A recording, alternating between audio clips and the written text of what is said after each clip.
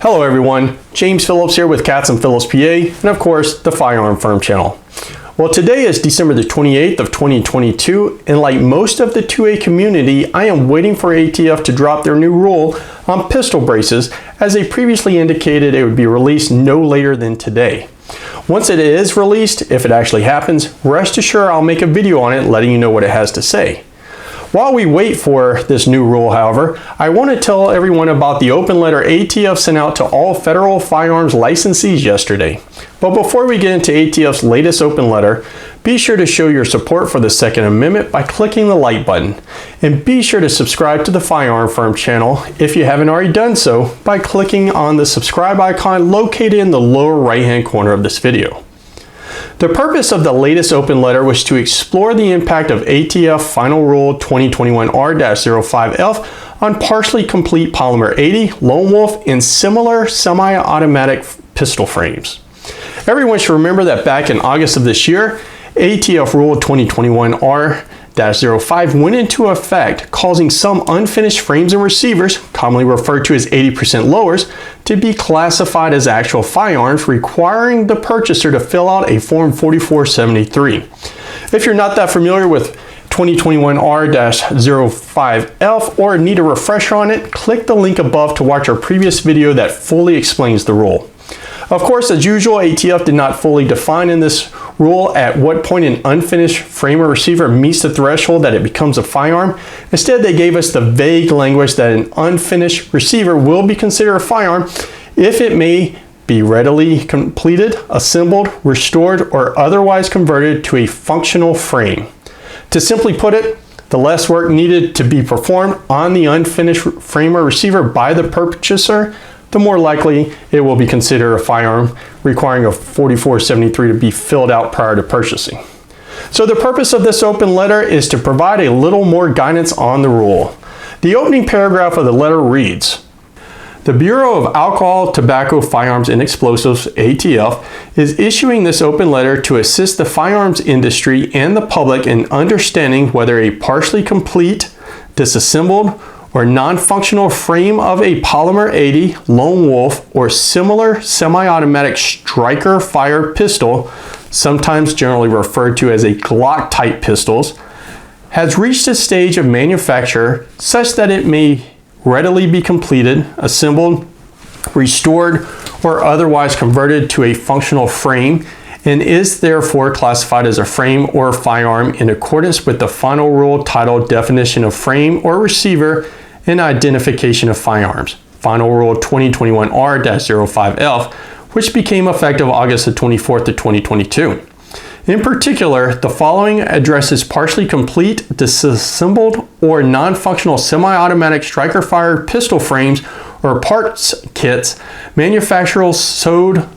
or distributed by Polymer 80, known as Poly 80 or P80, frames or blanks, Lone Wolf, known as Freedom Wolf, 80% frames, and others with the characteristics described below. The letter goes on to conclude that based on the above, partially complete Polymer 80, Lone Wolf, and similar pistol frames with any kind of indexing or material removed from the front or rear fire control cavities for installation of the trigger mechanism and sear or slide rail attachment to connect the trigger mechanism and the sear to the frame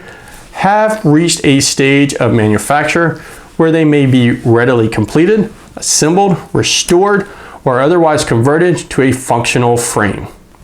As examined, they are classified as a frame and also a firearm as defined in GCA 18 U.S.C. Section 921 subsection A3B and implementing regulations 27 CFR 47.12 A1 subsection C. They are classified as firearms even if they are not sold, distributed, marketed, or possessed with any associated templates, jigs, molds, equipment, tools, instructions, or guides. While the analysis allows for the consideration of how a partially complete frame is directly or indirectly sold, distributed, marketed, or possessed with any associated templates, jigs, molds, equipment, tools, instructions, guides, or marketing material for these partially complete frames, such analysis was not necessary because they are by themselves frames and firearms as defined in GCA. Although this open letter is specific to certain type of frames and Glock type pistols, it does give us some guidelines. The letter also contains the following verbiage. As used in the GCA and the final rule, the term readily does not involve evaluation of a percentage of completion for an item that, when completed, will function as a frame or receiver. Rather, the analysis examines how efficiently, quickly, and easily a clearly identifiable component part of a weapon can be completed, assembled, restored, or otherwise converted to house or provide a structure for the applicable fire control component. Such analysis may include consideration of any associated templates, jigs, molds, equipment, tools, instructions, guides, or marketing materials that are directly or indirectly sold, distributed, possessed, or marketed with the component part or kit. As outlined in the above definition, the analysis must consider all factors that are relevant to the assessment, which confirms my previous statement that the less work needed to finish a frame or receiver, the more likely ATF will consider it a firearm.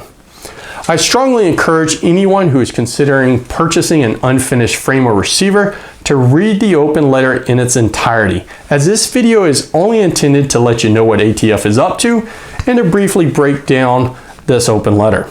You can find a link to the letter below in the description section. Be sure to let us know what you think of ATF and their latest open letter down in the comments section, and as always, if you have any questions regarding this video or any other firearm or self-defense related question, you can leave that also down in the comments section, or you can email us directly at questions@thefirearmfirm.com. Also, for any of you who would prefer asking questions to a live person, you can call us at 321-332-6864. Until next time, stay armed and educated.